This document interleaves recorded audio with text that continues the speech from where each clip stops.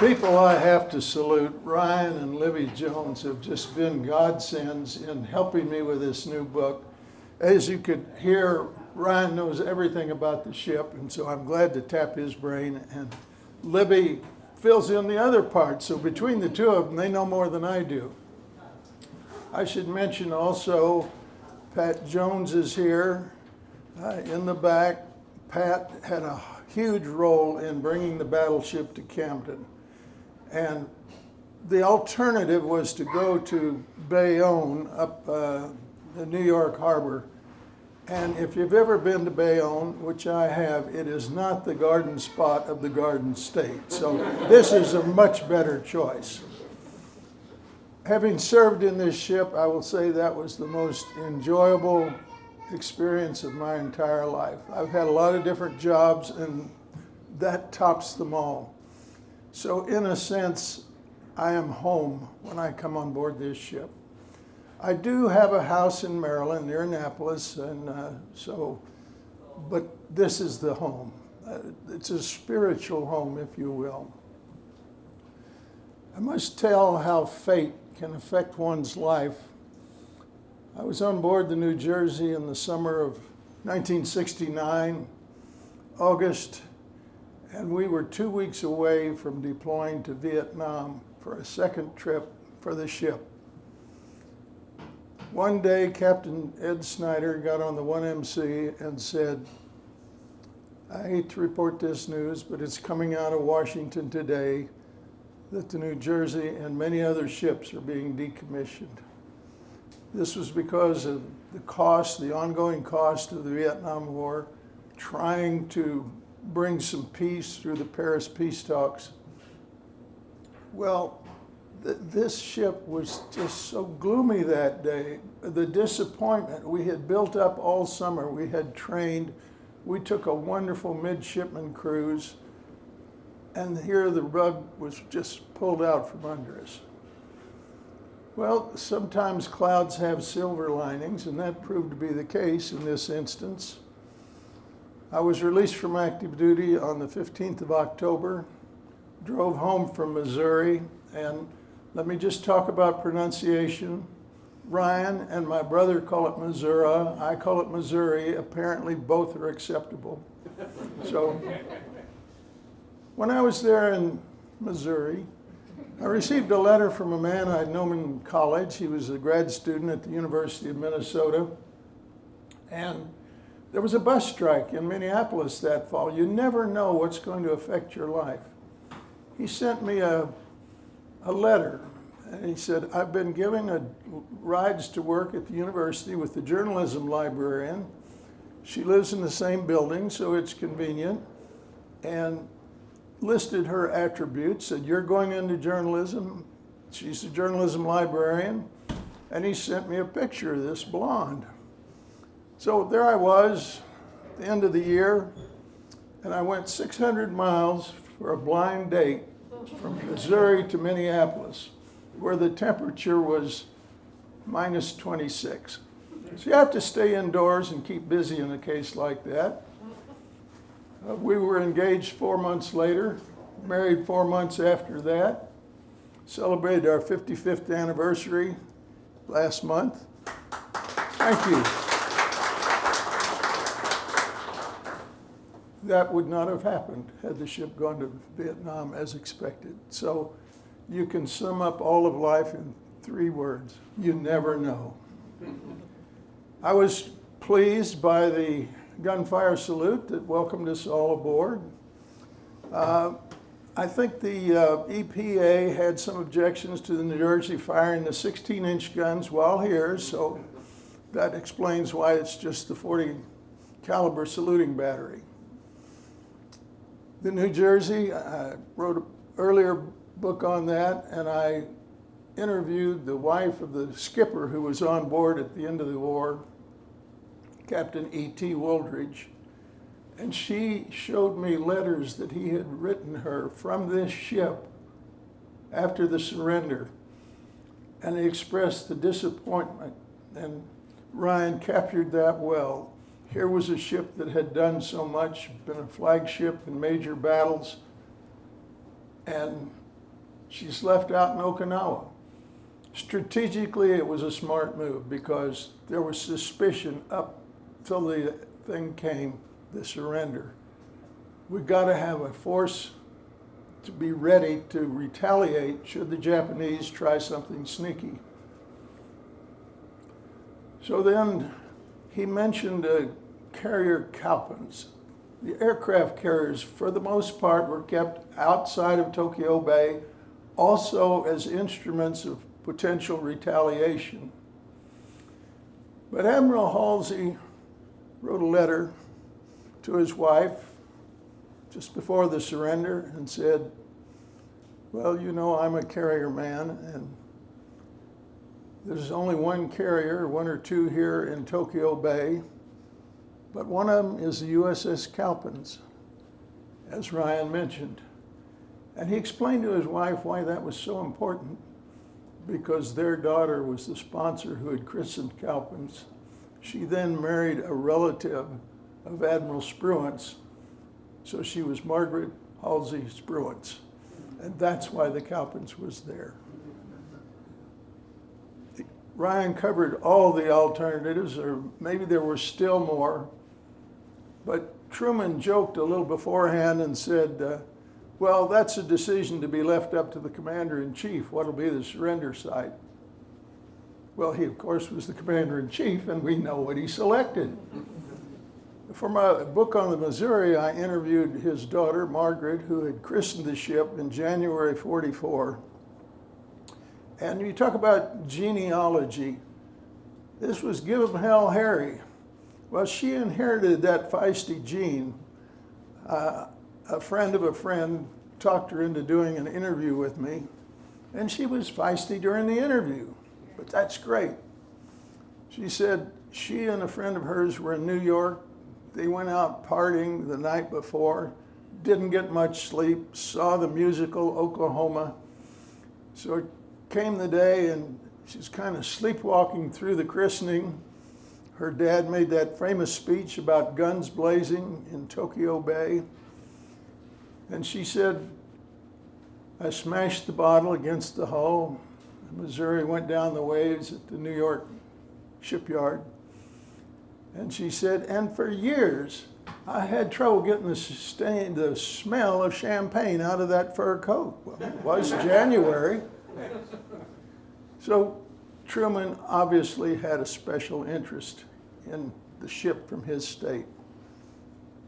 My association with the Missouri goes back to elementary school days. I remember my dad and I putting together a plastic Revell model of the Missouri, and I'm sure a number of people in this room did the same thing with various battleships. When I had just graduated from the second grade, if that is the proper term, Harry Truman came to our town, Springfield, Missouri, and led a parade down the main street of the city because he was having a reunion with his World War I Army buddies who served in artillery over in France. His cousin, Ralph Truman, lived in Springfield, just adjacent to the elementary school where my brother and I attended. So we went out that day and saw Truman, part of leading a parade.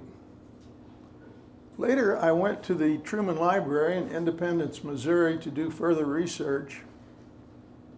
Little known fact, Truman's nephew, J.C. Truman, was a quartermaster in the crew of the Missouri. And remarkably, the letters that he sent to his uncle in the White House are preserved at the Truman Library. And the one that's most stuck in my mind was the one that said, Dear Uncle Harry, I cannot believe that you were the President of the United States.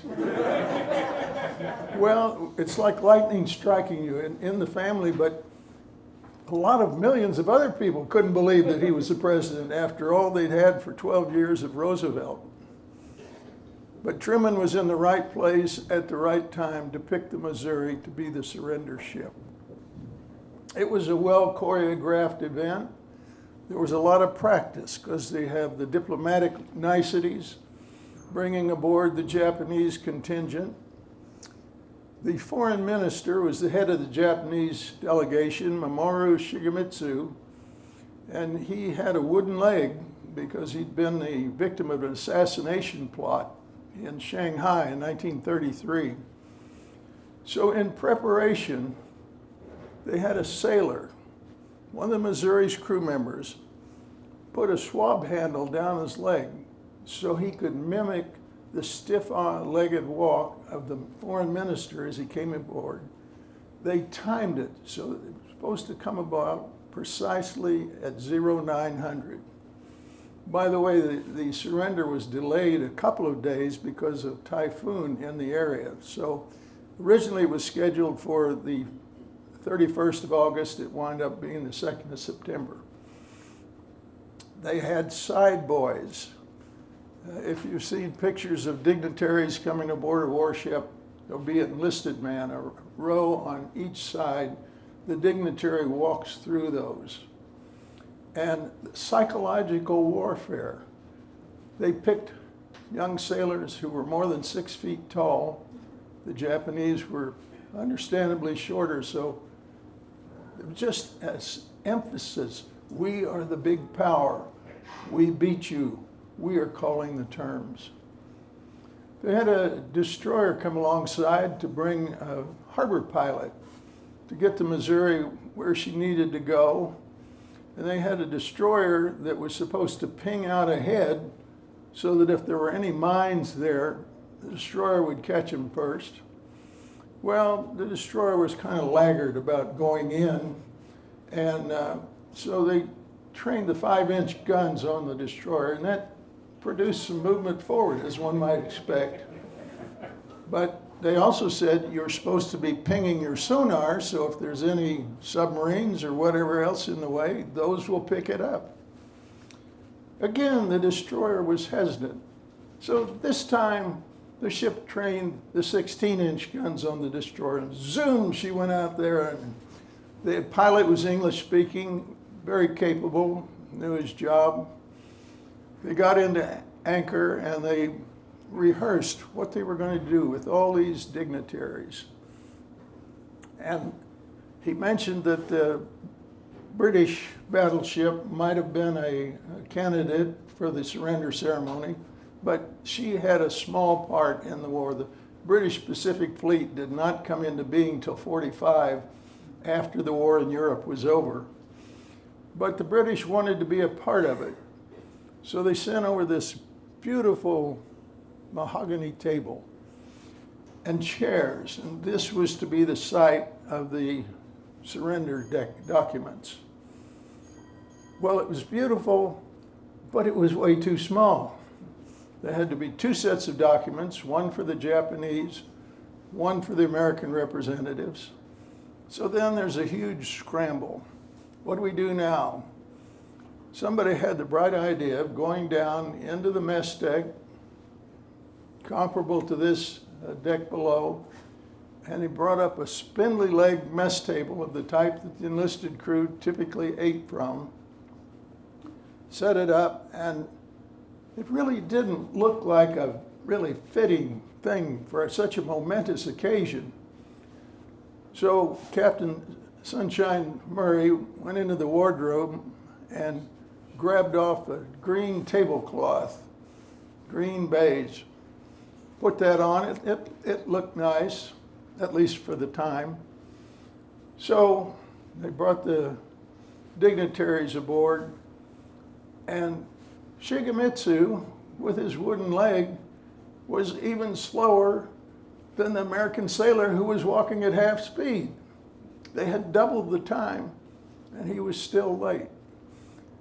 Well, up in the Admiral's quarters on the O2 deck, General MacArthur, the Supreme Allied Commander of Pacific, he was designated to take the surrender. And he did not want to have to wait on the Japanese, but when he saw that they were late, he went back in. Make sure that they're in their position and know their place. There were 11 of them. 3 from the Army, 3 from the Navy, some political people. the foreign minister Shigemitsu, and a man named Kase, who had gone to school in the United States, knew English well, and he was kind of an assistant to Shigemitsu. At 9:02, they finally got settled. MacArthur came down, and so Kase showed Shigemitsu where to sign the Japanese documents, and it called for the time to be put in there. So Kase looked at his watch and said 0904. So if you see the surrender documents, that's the time that's on there. As it happened, they had another set for the American delegation. MacArthur was the head honcho there. But it shouldn't be just MacArthur, because this was an effort that took in a number of nations, all the services. And one name that Ryan did not mention as being on board the Missouri that day was Vinegar Joe Stillwell, a 4-star Army admiral. And I've often been asked if I'm related. Well, if so, we probably have a common ancestor way back. But the name provides answers to two questions simultaneously. Who are you? How are you? I'm still well. So the Japanese signed, and the Americans, and it wasn't going to be just MacArthur. Admiral Nimitz signed on behalf of the United States. They had various other dignitaries from the Allied powers signed. And on one set of documents, the Canadian man signed on the wrong line. So they had to correct that with a stroke of the pen. So these were very valuable documents, as you might imagine. And Kase wrote a book called The Journey to the Missouri, and he described the scene. And here they are on the 01 veranda deck, all these general and flag officers, the crew, all the way up into the superstructure. 11 Japanese planes insignia for the Missouri that had shot down. He said he felt very apprehensive, as if all these people were pouring hate down on him. And then he heard MacArthur's speech, which was very gracious. It was not vindictive. It talked about peace and a better world and of cooperation. And as it happened, MacArthur later became essentially the leader of the Japanese government. Emperor Hirohito was kept in place. That was part of the deal for the surrender, that he would not be executed for war crimes. So he was kind of a figurehead. But MacArthur practiced what he preached and brought Japan into the modern era. And for many years, Japan has been an ally of the United States, both economically and militarily. Came to the end of the ceremony, and they retired to the wardroom for coffee. Some people may have had something stronger. Halsey was known to have secret supplies, or not so secret supplies, of alcohol in the flag mess.